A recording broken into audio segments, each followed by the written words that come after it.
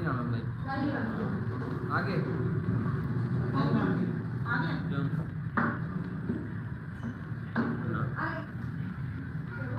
आगे नाम में पूरा आ रहा है बोर्ड में, नीचे से नहीं आ रहा।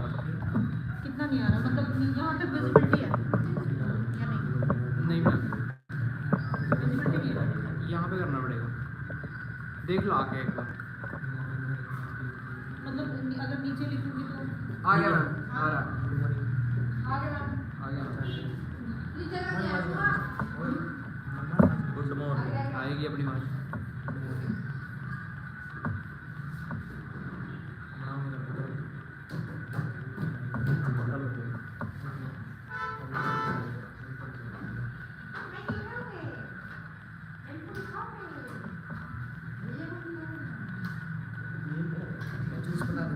लाइक भी कर दिया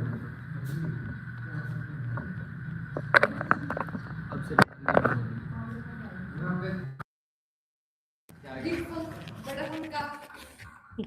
बड़ा कौन कहा गया, हाथ करो फिर सीधा कर लो। बड़ा जो कल वाले टॉपिक थे वो लर्न करने, लर्न करके वो लिखने हैं। हाँ वही तो जो परसों कराए थे।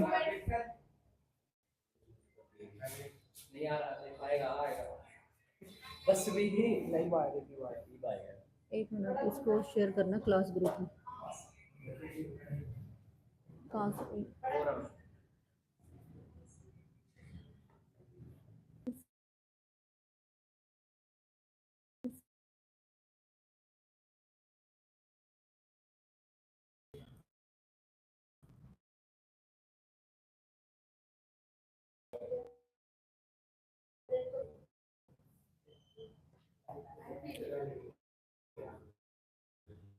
आज हम चैप्टर में मेटल्स नॉन मेटल्स में अक्रेंस ऑफ मेटल्स के बारे में बात कर रहे हैं। That is most important topic और इसमें से 3 मार्क्स का क्वेश्चन एग्जाम में कवर होगा ही होगा, डेफिनेटली कवर होगा। तो सबसे पहले हमें यहाँ पर reactivity series potassium, sodium, calcium, magnesium, aluminium, zinc, iron, lead, hydrogen, copper, mercury, silver, platinum, ठीक है। ये मैंने आपको चैप्टर फर्स्ट में जो है रिएक्टिविटी सीरीज के बारे में बताया था। तो ये कहता है कि मेटल जो है वो 2 फॉर्म में एग्जिस्ट करते हैं, ठीक है। एक तो कंबाइंड फॉर्म में, ठीक है, और एक फ्री स्टेट में। किसमें करते हैं? अकरेंस ऑफ मेटल, मेटल हमें 2 फॉर्म मिलते हैं, या तो फ्री स्टेट में और सेकंड कंबाइंड स्टेट में मिलते हैं। अगर हम बात करते हैं फ्री स्टेट के बारे में, ठीक है, फ्री स्टेट में आपको वो मेटल मिलेंगे जो लीस्ट रिएक्टिव होते हैं। जैसे कि अगर हम बात करते हैं प्लैटिनम की, सिल्वर की, प्लैटिनम सिल्वर है, ठीक है, गोल्ड है, तो वो आपको क्या मिलेंगे?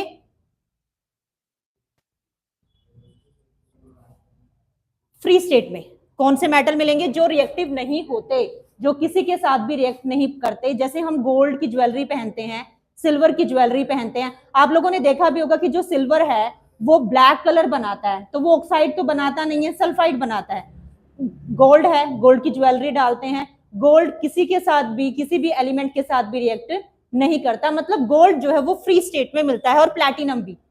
बेसिकली गोल्ड एंड प्लैटिनम तो फ्री स्टेट में मिलते ही मिलते हैं। सिल्वर की रिएक्टिविटी भी ऑक्सीजन के साथ रिएक्टिविटी नहीं होती, सिर्फ किसके साथ? सल्फर के साथ जो है वो रिएक्ट कर लेता है, या क्लोरीन के साथ रिएक्ट करके कंपाउंड की फॉर्मेशन करता है। तो हम यहाँ पर फ्री स्टेट में सबसे पहले प्लैटिनम, गोल्ड और कुछ हद तक जो है सिल्वर भी फ्री स्टेट के अंदर कंसीडर किया जाता है। सेकेंडली हम यहाँ पर बात करते हैं कंबाइंड स्टेट में। अब जितने भी ये हाईली रिएक्टिव मेटल्स हैं, पोटाशियम है, सोडियम है, कैल्शियम है, मैग्नीशियम है, एल्यूमिनियम है, जिंक है, आयरन है, ये सभी कंबाइंड स्टेट में मिलते हैं।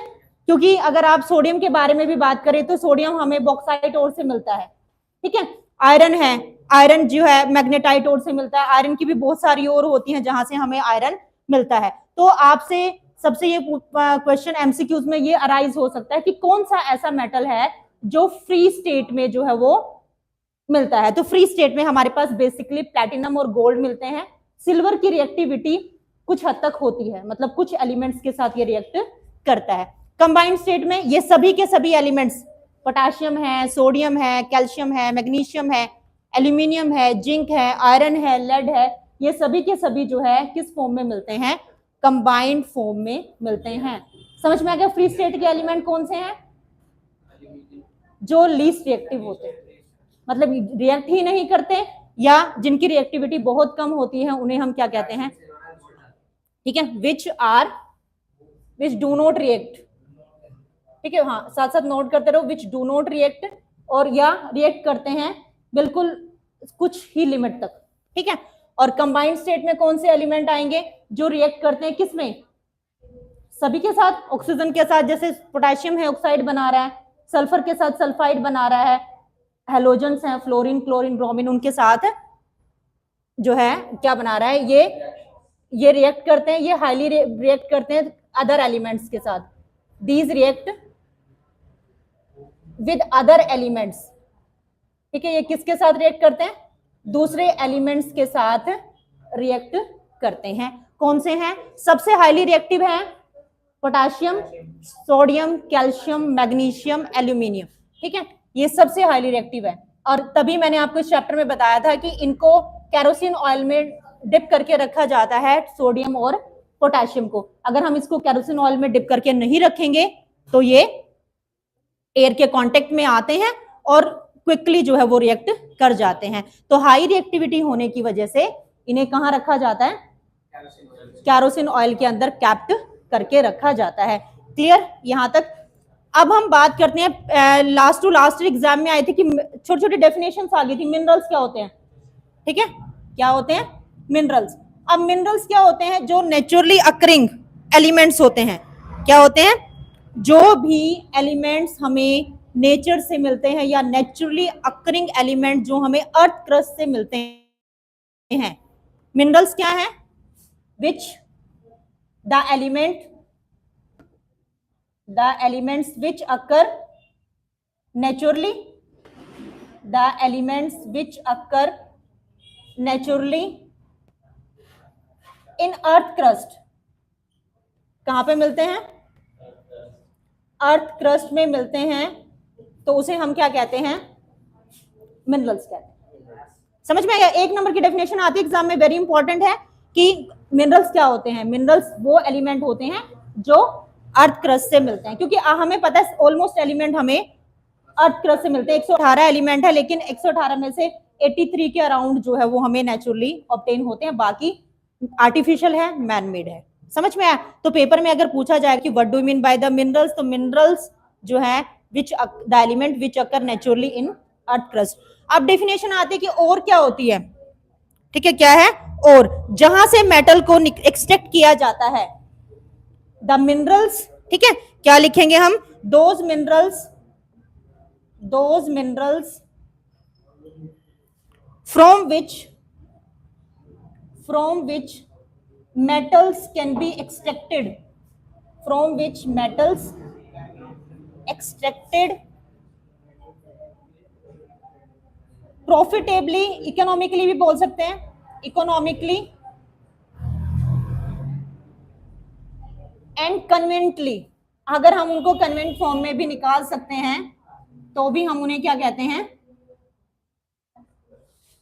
ओर्स कहते हैं। ठीक है, those minerals from which metal can be extracted economically and conveniently, उसे हम क्या कहते हैं? या प्रॉफिटेबली भी लिख सकते हो, इकोनॉमिकली एंड प्रॉफिटेबली। समझ आया या नहीं आया?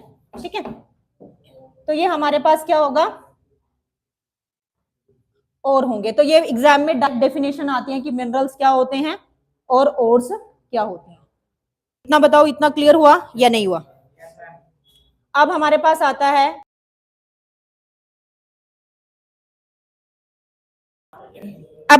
नेक्स्ट टॉपिक आता है मेटलर्जी। क्या आता है? मेटलर्जी। ये भी पेपर में सीधी डेफिनेशन आती है कि मेटलर्जी क्या होती है। अब मेटल को अर्थ क्रस्ट में से निकालने के प्रोसेस को क्या कहते हैं? मेटलर्जी कहते हैं। क्या कहते हैं?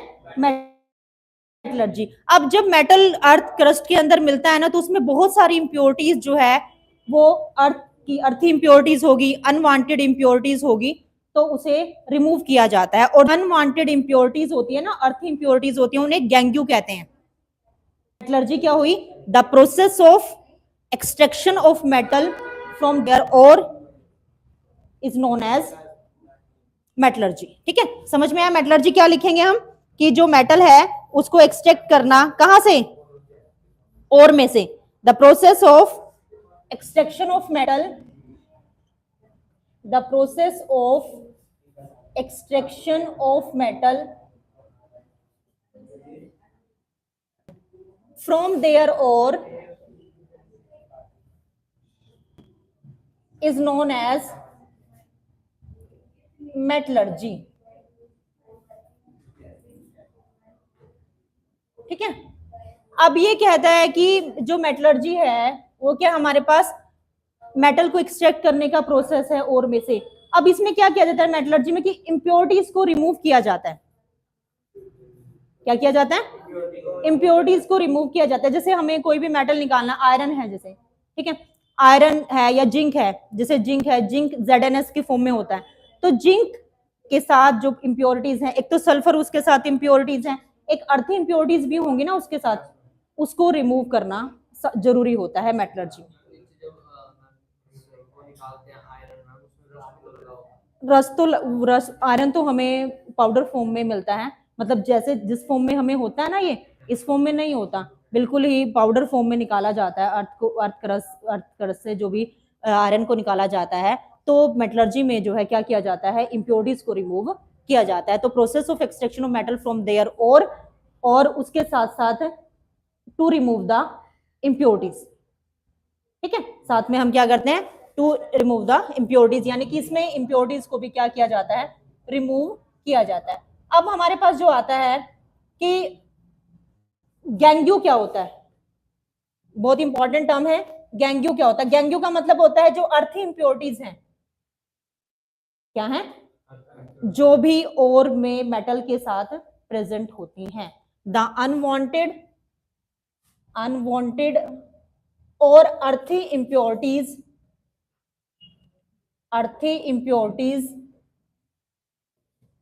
which present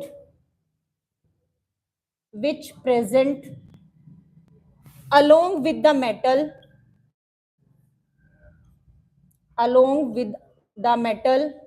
in earth crust। समझ आए हम? मतलब कि जो भी अनवांटेड और अर्थी इम्प्योरिटीज होंगी जो मेटल के साथ अर्थ क्रस्ट में या ओर में, हाँ जी, और में जो प्रेजेंट होंगी उन्हें हम क्या कहते हैं, गैंग्यू कहते हैं। ठीक है, अब हमारे पास जो इनमें से तो डेफिनेशन पूछ लेते हैं, मिनरल्स क्या होते हैं, और क्या होते हैं, गैंग्यू क्या होते हैं।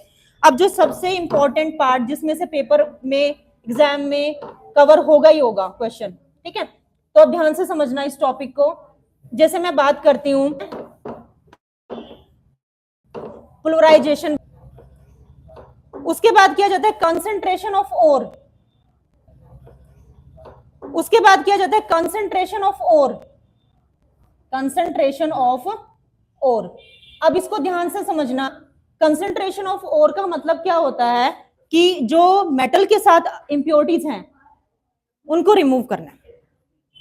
मेटल के साथ जो इंप्योरिटीज हैं उनको क्या करना है, to remove the impurities along with the metal is known as a, ठीक है, तो क्या लिखेंगे, the process of removal of earthy impurities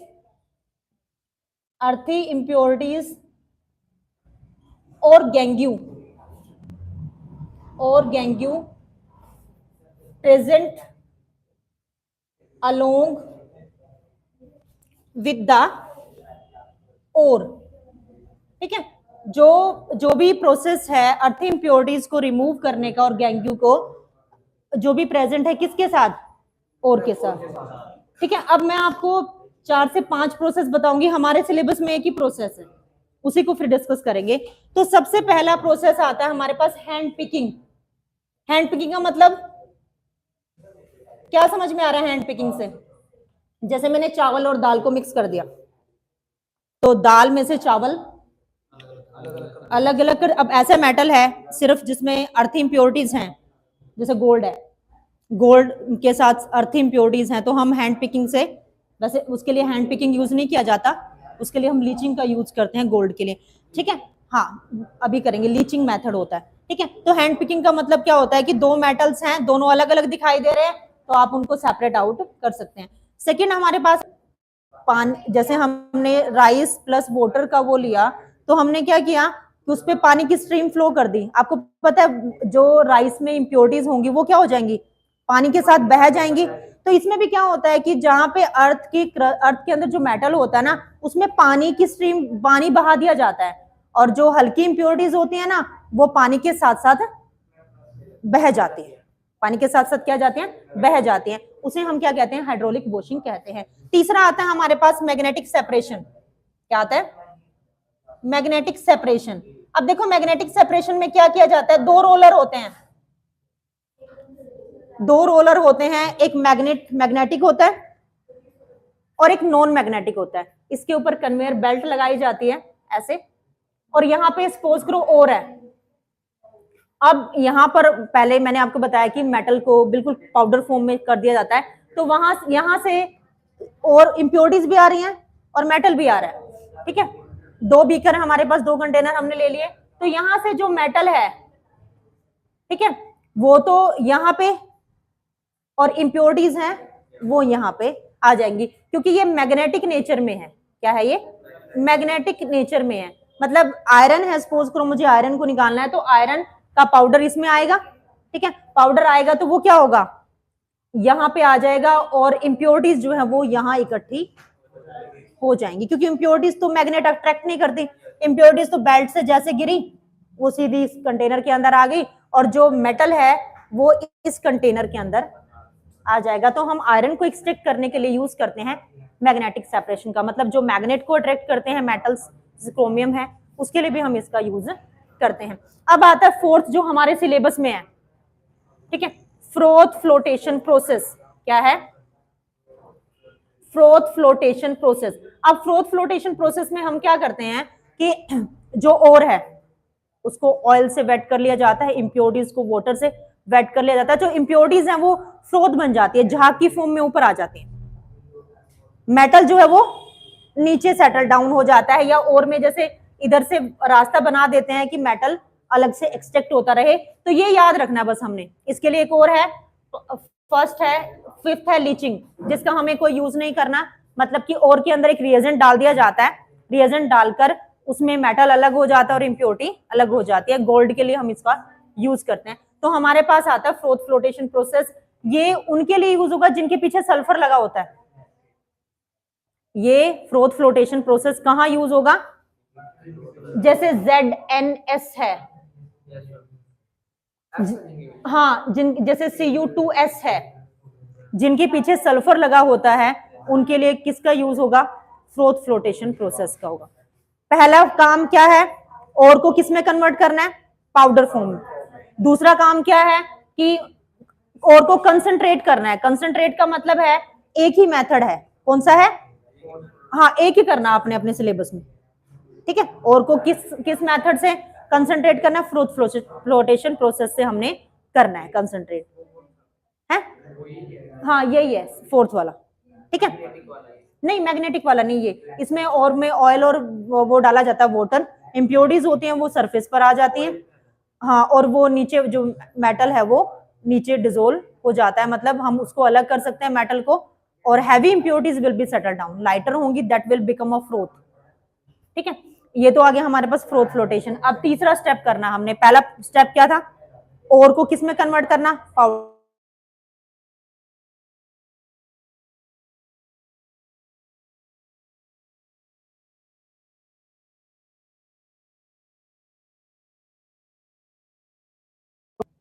ठीक है। और जो है अब दोनों को इस टाइप से हम इसको क्या कर सकते हैं, सेपरेट। अब तीसरा स्टेप बहुत इंपॉर्टेंट है, उसमें से अलग से भी क्वेश्चन बनेगा। और को कंसंट्रेट करने के बाद हमें क्या करना है, हमें नेक्स्ट जो है वो यूज करना है कि और को कन्वर्ट करना है मेटल ऑक्साइड में। किस में कन्वर्ट करना है, मेटल ऑक्साइड में।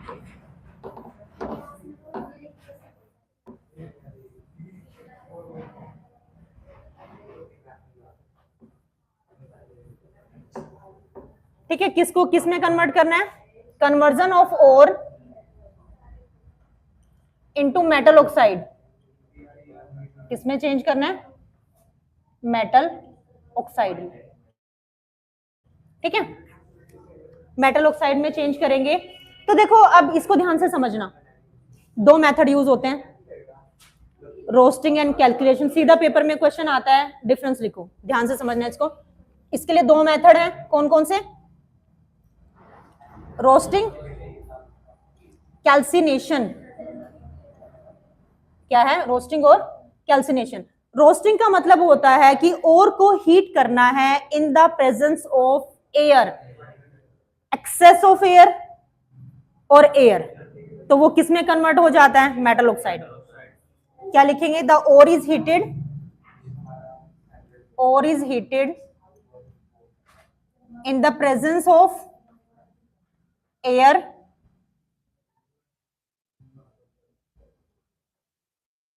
टू फॉर्म मेटल ऑक्साइड, ठीक है। और को किस में हीट किया जाता है? हाँ, ore is heated in the presence of air to form metal oxide. या सीधा लिख सकते हो, the conversion of ore into metal oxide in the presence of air is known as a roasting. The conversion of ore, ऐसे भी लिख सकते हो, the conversion of ore into metal oxide, into metal oxide in the presence of excess of air, मतलब जितनी मर्जी air जाए इसमें कोई प्रॉब्लम नहीं है, in the presence of excess of air। देखो ये जब भी आप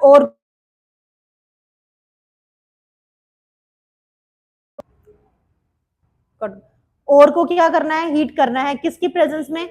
एक्सेस ऑफ एयर की प्रेजेंस में, तो उसे हम क्या कहते हैं? रोस्टिंग कहते हैं। और ये जिनके पीछे सल्फर होता है ना, उनके लिए एप्लीकेबल है। ZnS बताया था, Cu2S बताया था। हाँ, इट इज एप्लीकेबल, फर्स्ट तो ये हो गया इसका, और सेकेंड ये हो गया, it is applicable only for sulphide ore. समझ आया या नहीं आया? ठीक है। कैल्सिनेशन क्या हुआ? अब बता भी देती हूँ एग्जांपल से। जैसे ZnS है, O2 की प्रेजेंस में हीट किया तो क्या बना? ZnO plus SO2। समझ आया या नहीं आया? वो हमने क्या किया?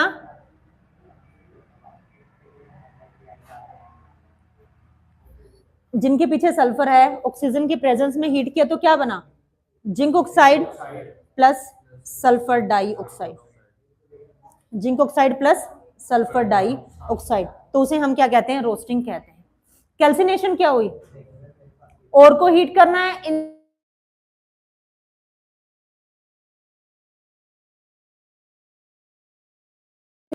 तो और इज हीटेड, और को किस में हीट किया जाता है?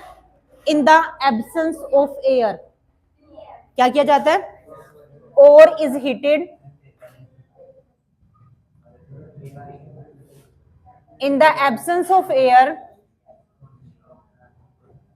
in the absence of air or limited supply of air, limited supply of air to convert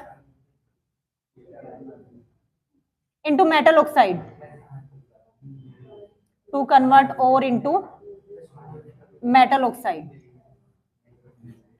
हाँ जी, इतनी बात समझ में आई? पेपर में डिफरेंस आएगा सीधा। और ये जिनके पीछे कार्बोनेट लगा होता है ना, उनके लिए एप्लीकेबल होता है। ये सल्फर वालों के लिए एप्लीकेबल होता है, इसका एग्जांपल मैंने लिख दिया है यहाँ पे रोस्टिंग का। और ये किसके लिए एप्लीकेबल होता है? It is applicable only for carbonate और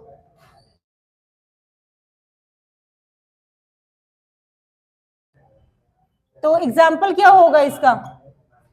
ZnCO3 क्या होगा? ZnO प्लस CO2 इसमें कन्वर्ट हो जाता है। ये हीट का साइन बनाया मैंने यहां पर भी और यहां पर भी। देखो क्लियर हुआ या नहीं हुआ? समझ आया कि और को कन्वर्ट हाँ ये मैंने अपनी लैंग्वेज में लिख दिया, तो ये लर्न करना भी इजी, नोट डाउन कर लो इसको, पेपर में आता है ये, अब की बार भी आया हुआ था, right the difference between calcination and the roasting. नहीं चलो ये कर लेंगे ना, आप लोग कर लो, ये कर लो, फिर शेयर कर देना।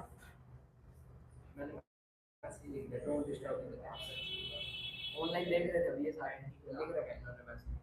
अच्छा बिग फैन।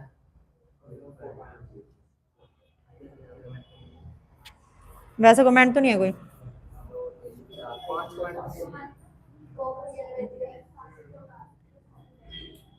शाउट आउट लिख लेना, शाउट आउट। ये इतना क्लियर हुआ, नोट डाउन हो गया, कर दूं अब रोस्टिंग वाला कर दूं, ये वाला इधर हो गया।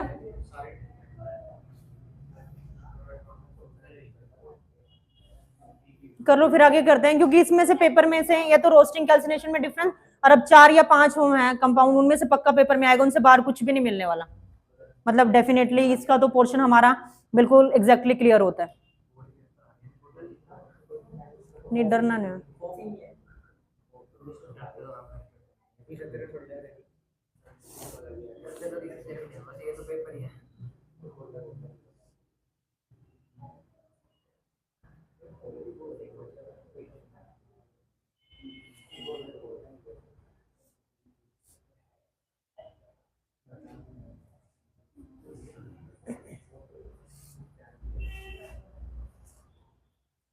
इसको इतना अगले वाला टॉपिक भी समझा दें जो कल कराया था, काइनेटिक एनर्जी वाला।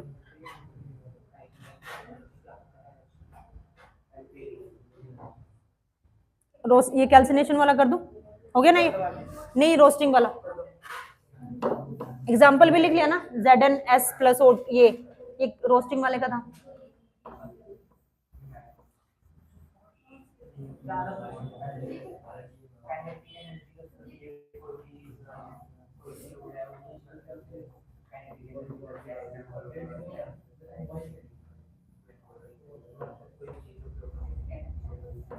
अब हमारे पास जो नेक्स्ट टॉपिक आता है वो आता है कि अब मेटल तो हमने ऑक्साइड में चेंज कर लिया, अब हमें जो ये मेटल मिला है ना, जिंक ऑक्साइड मिला है, अब इसको कैसे रिड्यूस करना है, ठीक है। इससे अगला प्रोसेस आता है स्मेल्टिंग, क्या आता है, जिसको रिडक्शन भी कहते हैं। क्या कहते हैं? रिडक्शन भी कहते हैं, ठीक है। तो क्या होगा कि स्मेल्टिंग और रिडक्शन में क्या होगा कि जैसे हमने मेटल लिया, ZnO में चेंज हो गया ये, ठीक है, क्या हो गया? ZnO, ठीक है। कई जगह तो जो हमारे पास ये रिएक्टिव मेटल्स होते हैं जो मॉडरेट में आते हैं, चलो कोई बात नहीं, जो मॉडरेट होते हैं ना, ठीक है, उनके लिए जो है हम यूज कर लेते हैं ये, जैसे एल्यूमिनियम है, जिंक है, आयरन है, इनके लिए कार्बन का यूज किया जाता है, हाँ रिडक्शन के लिए। सिंपल इसमें हीटिंग कर लेते हैं, ठीक है। तो इसके लिए मैं लिख देती हूँ, ठीक है। ये तो होते हैं हमारे पास जिंक, आयरन, लेड, कॉपर, ये इनकी रिडक्शन की जाती है कार्बन के साथ। किसके साथ की जाती है? हाँ, रिडक्शन विद कार्बन, और ये नेचर में मिलते हैं फ्रीली। क्या मिलते हैं? फ्रीली, और ये सिंपल हीटिंग से हो जाता है, ये वाला किस सिंपल हीटिंग से हो जाता है, ठीक है। और इनको ऑक्साइड की फॉर्म में किया जाता है। इलेक्ट्रोलाइसिस ऑफ मोल्टन क्लोराइड और ऑक्साइड। समझ आई बात या नहीं आई? देखो भाई, इनको रिडक्शन कार्बन से किया जाता है, नॉन मेटल है, इसका तो कोई काम नहीं है, इसको छोड़ देना, कभी सोचो H भी आएगा, नहीं, ये नॉन मेटल है। जिंक, आयरन, लेड, इनमें से कोई भी मेटल है तो उसको रिड्यूस किससे करना है? कार्बन से, मतलब कार्बन जो ऐड करोगे ना इसमें, और तो ये Zn प्लस में CO में कन्वर्ट हो जाएगा। किस में कन्वर्ट हो जाएगा? अभी भी ये जो मेटल मिला ना, ये प्योर नहीं है, हाँ, इसके लिए इलेक्ट्रोलिटिक रिफाइनिंग की जाती है। हाँ, उसमें से एनोड और कैथोड का वो मैं आगे समझाऊंगी, तो फिफ्थ स्टेप किया जाता है क्या, इलेक्ट्रोलिटिक रिफाइनिंग। क्या की जाती है, इलेक्ट्रोलिटिक रिफाइनिंग, मतलब इसको इम्प्योरिटीज को क्या किया जाता है, रिमूव। ये अभी हम बाद में एक्सप्लेन करेंगे। ये लो कि इसमें इलेक्ट्रोलिसिस मोल्टन क्लोराइड ऑक्साइड की फॉर्म में होता है सीधा, ये रिडक्शन की जाती है किसके साथ, कार्बन के साथ, और ये सिंपल हीटिंग से हो जाती है, और ये फ्रीली मिलते हैं, मतलब इनको ये जब किसी के साथ रिएक्ट ही नहीं करते तो फिर इनको प्यूरिफाई करने की भी जरूरत नहीं होती है। इतना देखो, इतने में किसी को कोई डाउट है तो बताओ।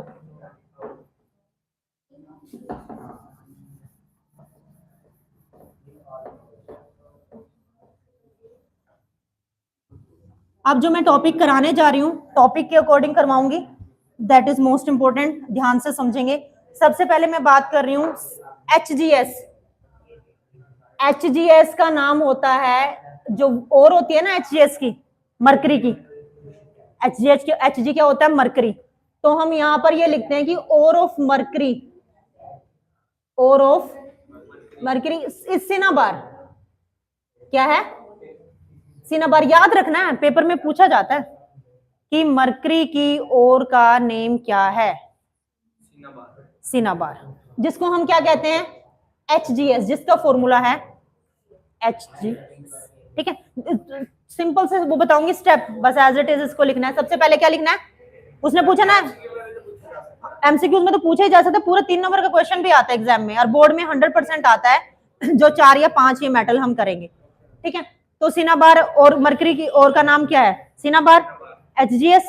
ठीक है, अब मैंने दूसरा स्टेप आपको ये बताया था, जिनके पीछे सल्फर होता है उनके लिए कौन सा प्रोसेस यूज किया जाता है,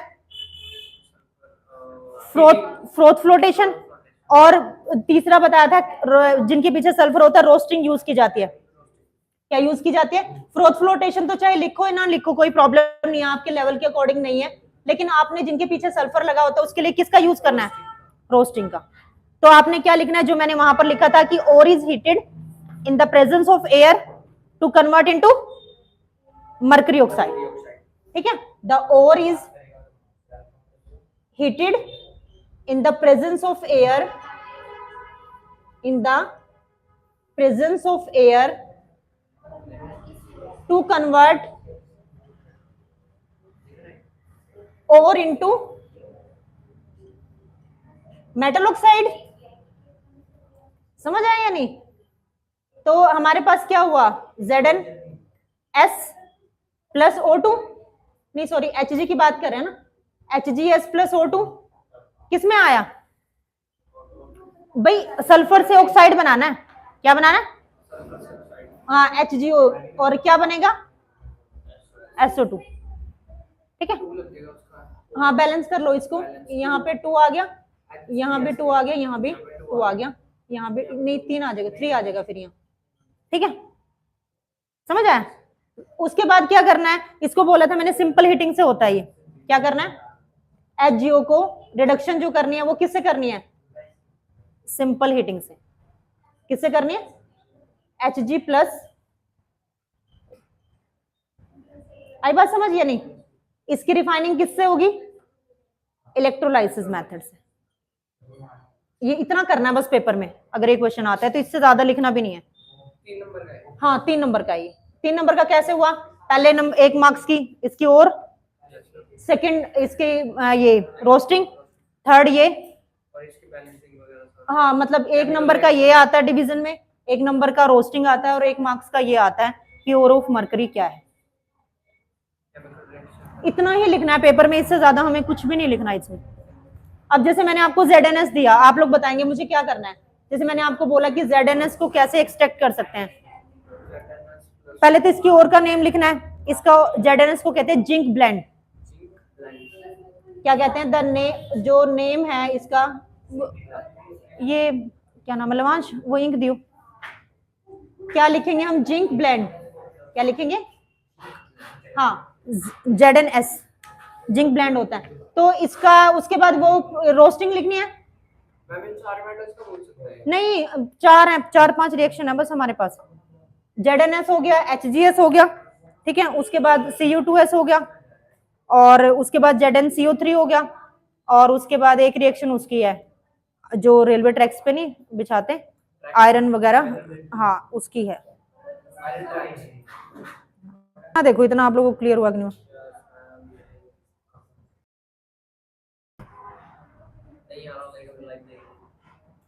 नहीं, एक बार यहाँ से क्लियर हो जाना चाहिए ना, क्योंकि इसमें से पेपर में आना ही है, और 4-5 भी अच्छे से कर लो ना तो इसमें से 3 मार्क्स का तो यहाँ से स्कोर हो ही जाएगा। अब ये देखो ZnS क्या है,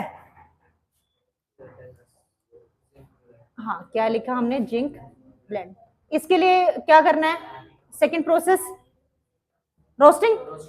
अब मैं रोस्टिंग की बार बार डेफिनेशन नहीं लिखूंगी क्योंकि सेम लिखनी है।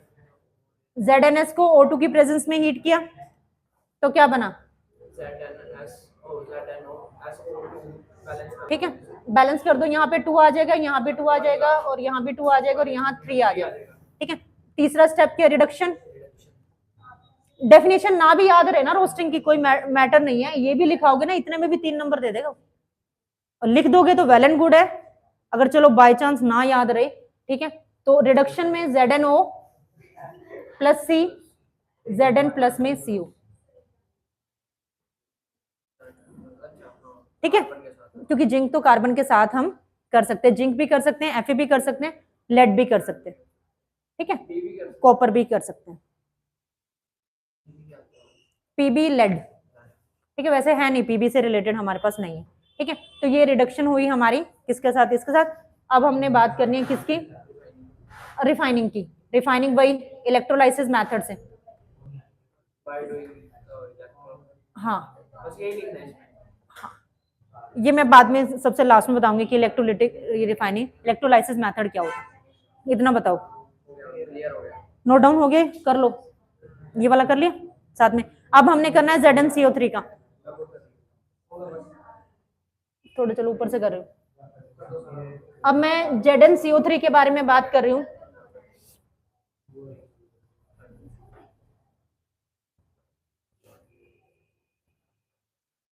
अब जो ZnCO3 है, ZnCO3 को क्या कहते हैं, जिंक कार्बोनेट,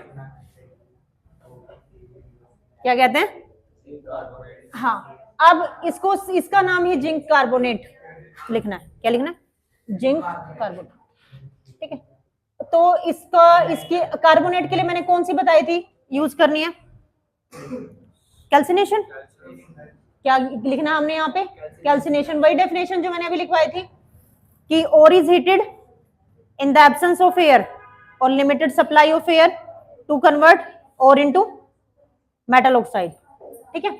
तो यहाँ पे लिखना ओर इज कन्वर्टेड, वहां पे लिखा होगा कैल्सिनेशन करनी है, हाँ नहीं वहां नहीं लिखा होगा, वहां पे तो ये लिखा होगा कि right the extraction of the ZnCO3, extraction में होगा तो कैल्सिनेशन करनी है। जिसके पीछे CO3 है उनके लिए कैल्सिनेशन ही करनी है, जिनके पीछे सल्फर है उनके लिए रोस्टिंग करनी है, समझ में आ गया। तो ore is heated in the absence of air, ore is converted into metal oxide in the absence of air, in the absence of air or limited supply of air, or limited supply of air, ठीक है।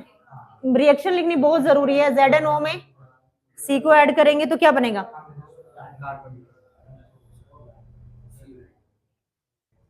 पहले तो carbonate से change करना ना, reduction बाद में करनी है, पहले कार्बोनेट से करना है। तो कार्बोनेट के लिए हमें क्या करना है, एयर, एब्सेंस ऑफ एयर है तो एयर नहीं लिखनी, ZnO प्लस में CO2।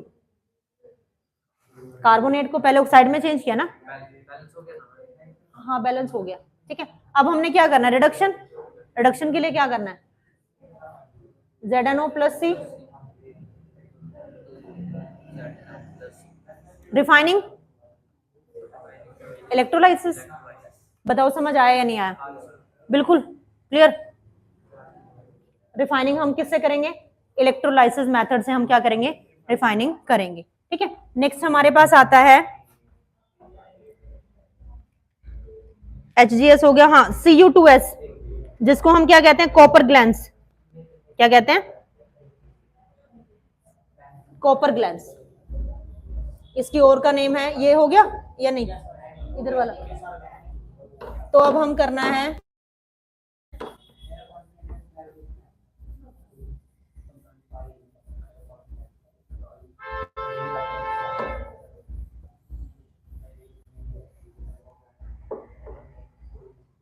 हाँ जी, अब हम बात कर रहे हैं Cu2S। अब पेपर में सीधा यही आता है Cu2S। Cu2S को क्या कहते हैं? और का नेम है इसका कॉपर ग्लैंस। क्या है name of ore of copper is copper glance. इसका नाम है कॉपर ग्लैंस। पेपर में एमसीक्यूज में पूछ सकते हैं Cu2S की और का नाम लिखो, तो क्या है? सल्फर के लिए किसका बताया यूज करना है? रोस्टिंग, जिनके पीछे सल्फर लगा हुआ है। समझ आई? रोस्टिंग में क्या करना है? ऑक्सीजन की प्रेजेंस में हीट करना है। किसकी प्रेजेंस में हीट करना है? तो क्या बनेगा? Cu2O plus SO2।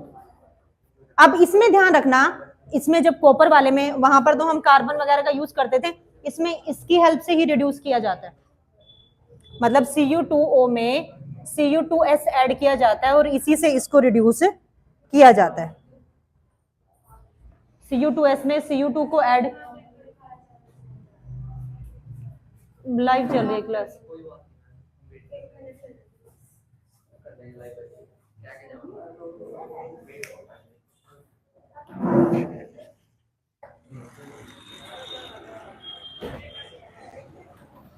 Ma'am class चल रही है। अच्छा, वो थोड़ा लेट आई है उसके लिए सॉरी। कोई बात नहीं। हाँ, वो थोड़ा फैमिली फंक्शन है ना, कल उसकी तबीयत ठीक नहीं तो इसकी लेट से आए हुए थे, तो आज ये थोड़ा लेट आई है।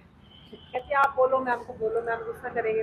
नहीं करूंगी। मैंने कहा नहीं आप बोलोगे, मैम आपके ऊपर ट्रस्ट करते हैं। हाँ बिल्कुल। कहते नहीं आप ऊपर चलो ऊपर चलो। मैं कहा चलो नहीं, मैं कुछ, मेरी क्लास लाइव चल रही है। आवाज तो नहीं आ रही थी इसमें।